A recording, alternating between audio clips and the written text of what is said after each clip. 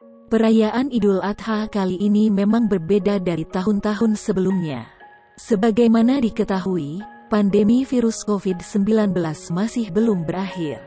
Banyak selebriti tanah air yang masih semangat dengan berlomba-lomba sedekah hewan kurban.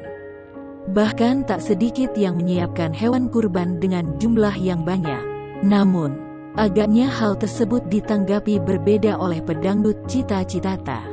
Alih-alih turut pamer hewan kurbannya, pendangdut Cita Citata justru mengaku enggan untuk pamer pada Idul Adha tahun ini.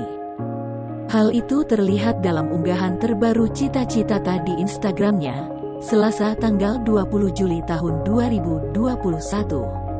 Pelantun lagu "Sakitnya Tuh di Sini" lantas mengungkapkan alasan dirinya sengaja tak mau pamer hewan kurban. Rupanya, Cita Citata ingin menjaga perasaan orang di luar sana yang ingin berkurban namun terhalang pandemi. Cita Citata enggan membeberkan jumlah kurban yang ia salurkan. Kendati demikian, ia bersyukur karena sedekah hewan kurbannya dapat didistribusikan dengan baik.